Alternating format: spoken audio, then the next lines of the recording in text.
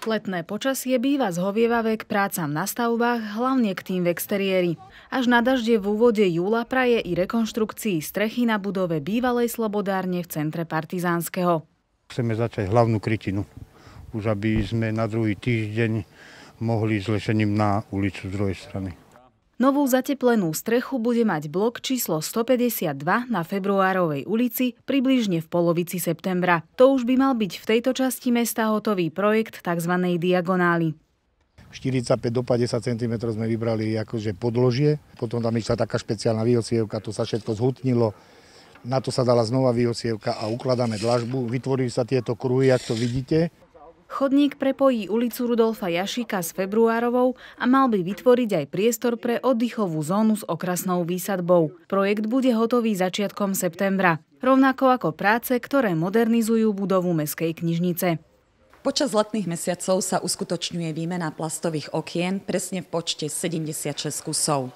Po pracovných prázdninách sa dvere Mestskej knižnice otvoria pre čitateľov opäť 5. septembra.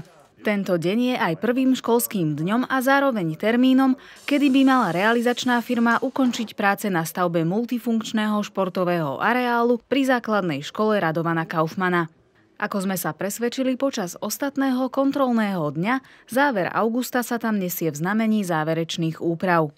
Sa v poslednom období robili záverečné práce na podlahách a na povrchových úpravách stien. Montujú sa elektroinštalácie, vzduchotechnické zariadenia, ústredné kúrenie. Skompletizovaná je aj výmenníková stanica v objekte na Raďovne a tie najdôležitejšie veci sú pomaly hotové. Po 5. septembri treba ešte dotiahnuť čiastkové práce.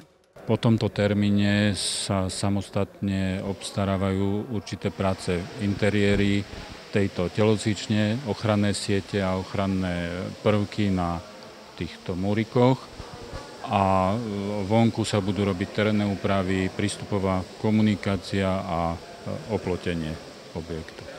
Posledné prázdninové dni a školu bez žiakov sa snažia využiť v gymnáziu Partizánske.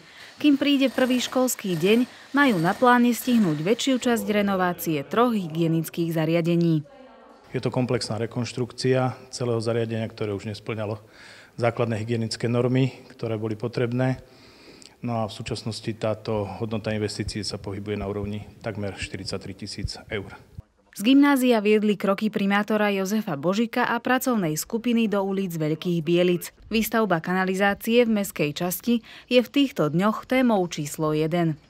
Dnes tu vo Veľkých Bieliciach som mal možnosť rozprávať s investorom, to znamená zástupcom Západoslovenskej vodárenskej spoločnosti so stavebným dozorom, ako aj s zástupcom firmy, ktorá je lídrom v rámci konzorcia, ktorá pre Západoslovenskú vodárenskú spoločnosť realizuje túto investíciu. Ide o firmu Doprastav. Opäť som informoval o veľkom množstve problémov a požiadaviek občanov, ktorí sa mňa obracajú. V každom prípade treba povedať, že zástupca Západoslovenskej vodárenskej spoločnosti má záujem sa opäť stretnúť a riešiť situáciu. Tu riešili kompetentní aj priamo na mieste. Prístup k základnej škole bol pár dní takmer nemožný. Mechanizmy totiž pracovali v celej šírke cesty. Kto sa do tejto časti chcel dostať, musel prejsť autom cez ihrisko. Západoslovenská vodárenská spoločnosť nám prislúbila, že začiatok školského roka začne na ceste bez dopravných mechanizmov a môžeme plynulo mať dopravu zabezpečenú.